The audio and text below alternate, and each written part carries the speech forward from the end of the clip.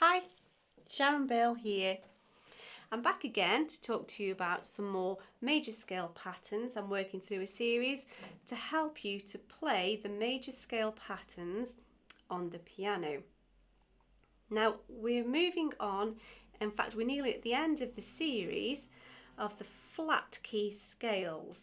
Now we're in D flat major, and D flat major has 5 flats. So we have B flats, E flats, A flats, D flats, and we have G flats as well. The reason we have that is so that we make the correct progression of steps to match the major scale pattern. If you want to check out why that is, just pop through and look at my previous video where I give a lesson explaining how to construct the major scale. And there's also a system of formulas where you can work out your scale pattern by following through the circle of fifths, and I've popped that up for you to revert to if you want to.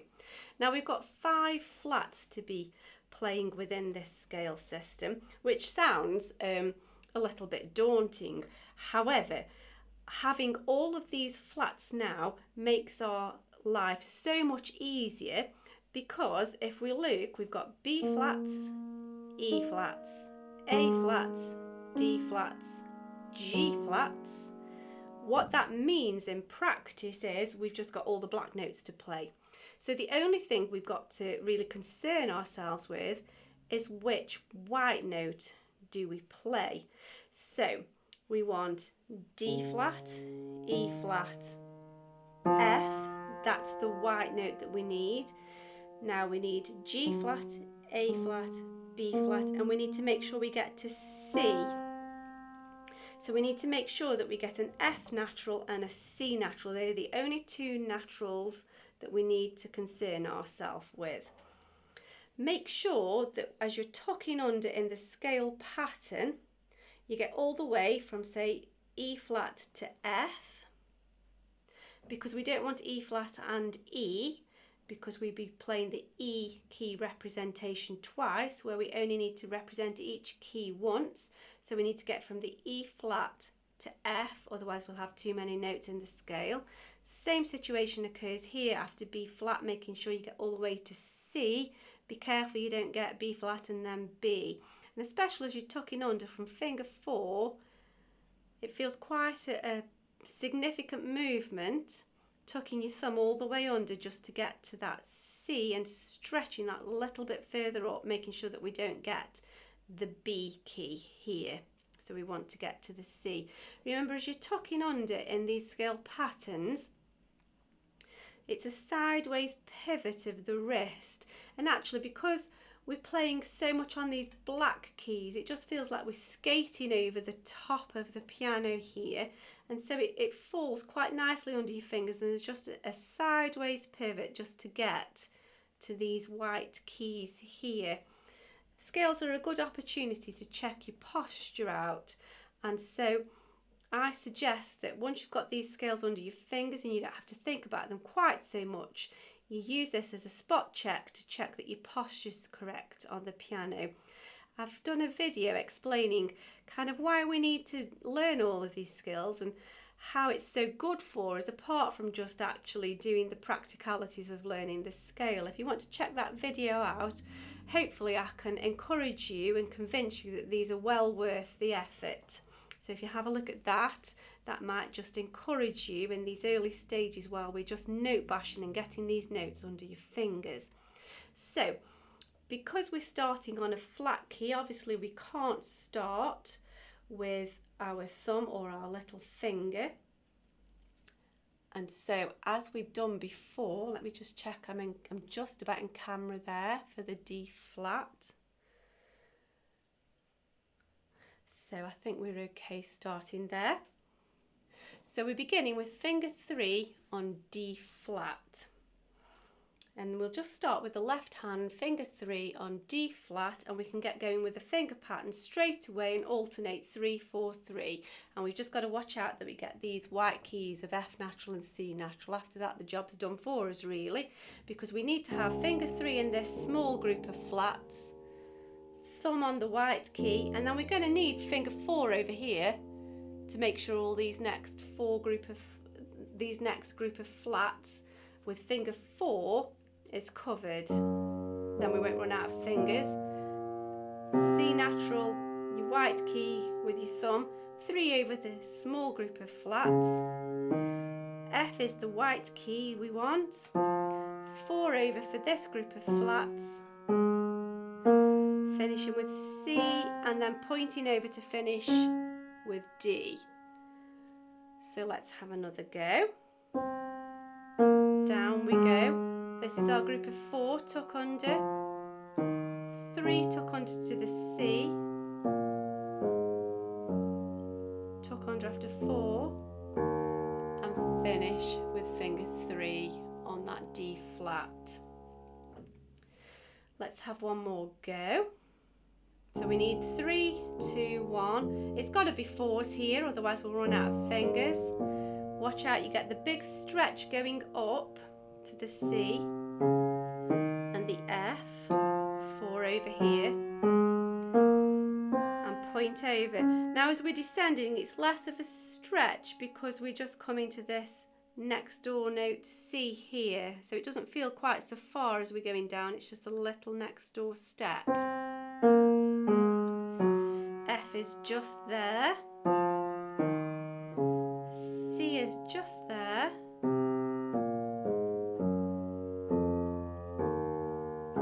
and finish with finger 3. Let's have a go at the right hand. Now we need to begin with finger 2, but as soon as we start on that finger 2, we can get going straight away with 3, 4, 3. It's got to work in that pattern, otherwise we'll run out of fingers in this section. So finger 2 on D flat, tuck under and stretch all the way to the F, that's our white key we're heading for. Now we've got a group of flats, tuck under after 4 all the way up to that C. There's our group of 3 flats, tuck under all the way to the F, tuck under to the C, and then just finish here. We don't need to keep going for 2 octaves. However, if you wanted to do 3 or 4 octaves, the pattern would just keep repeating for as many octaves as you wanted to play. So let's go back down again. So now the C, we're just next door, not so much of a stretch for your thumb. And we get all the way to that flat group with finger 4. Watch your white key, 3 over. Watch your white key, 4 over. 3 over to finish. Let's have a go at that hand separately. It falls really nicely under your fingers. Again, this is a scale that I really like playing. It's really obvious where your fingering patterns have got to be, and because you're on all of these black notes, it just feels like you're skating over the top of the piano. Just be careful that you don't kind of lock your fingers into position here. Keep a nice fluidity going, otherwise some tension will occur in your fingers. I think because you're just in this position so much of the time, just be careful that you keep it flexible. So here we go, starting with 3 in your left, 2 in your right. There's our thumb on the white key F. This is our group of 4. Make sure you get the C, group of 3, finger 3, group of finger 4s. Make sure you get to the C and just finish with your 2s. We'll leave it there for 2 octaves. Reverse the process.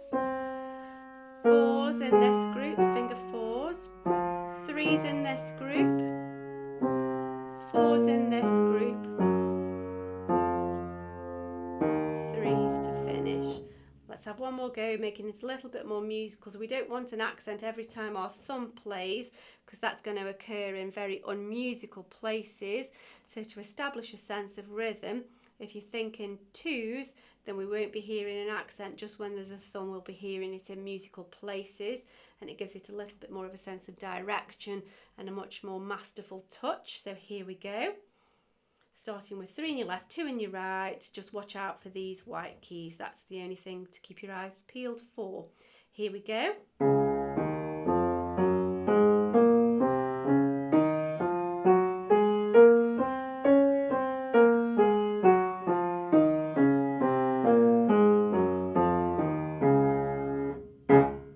There we go, D flat major.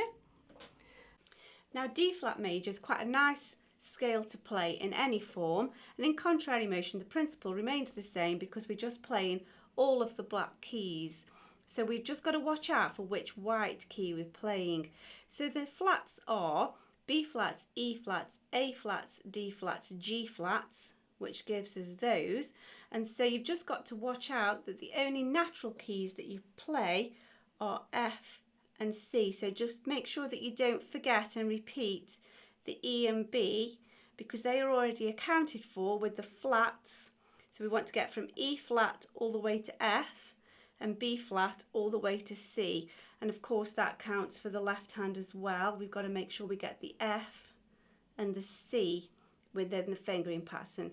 But because we're playing all the black notes, it's really quite difficult to get the fingering pattern wrong, because you've got to have the finger fours here in this group, and you've got to have the finger threes in this group, and you've just got to watch out that your fingers fall on the correct white keys after you've accounted for these flats. It's probably easier to play than it is to explain, so let's just go for it. So you begin by sharing finger twos on the D flat. Your right hand can go to the 3 straight away, but your left hand has to tuck to get to the C. So now we've tucked after 3 in the right hand to get to the F. So we're on the group of flats now. Your left hand has finished first and tucks after 4 to the F. After your right hand's finished with the B flat with finger 4, you tuck to the C. So we're into the flats here. Your left hand has finished first, so you tuck to the C. Now your right hand is finished, so you tuck to the F. All of these black keys need to be accounted for. Your left hand is finished first, tuck under after 4 to the F. Now your right hand is finished with finger 4, so tuck to the C. And then we finish on the D flat, so bringing it back inwards. Your right hand has got the C. Now your left hand has got the F. You're into the fingering group now of 4s on all of these flats to start the pattern. Thumb on the F, 3 over in your right, now 3 over in your left, 4 over in your right, now 4 over in your left, 3 over in your right, and then point to finish. So although the fingering patterns don't occur at the same time, you're staggering what goes on. If you just keep alternating which hand it is that you're concentrating on, and you know that it's 4s in this group, 3s in this group, and although it's happening at different times, these keys give you a visual cue as to how and when to change your fingering pattern. Let's have one more go. So beginning on 2s, your left will tuck straight away.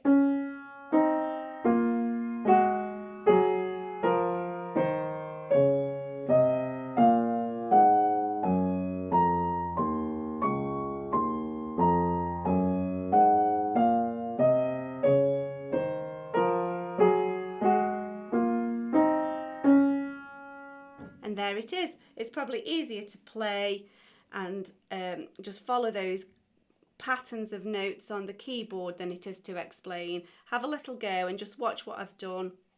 And there we go, you've got it. I hope that's been helpful to you. If you like this, if it's helping you and enjoying it, if you can give me a thumbs up and hit the like button, that would be very encouraging. If you want to keep in touch with all the things that's going on and building up playlists of scales, there's so much that we've got to learn. There's a whole world of music for us to learn about. So to keep on with the journey with me, if you subscribe to my channel and share it with your friends, that would be really nice. Thanks for watching. I hope that's been helpful to you. I'll see you next time. Bye.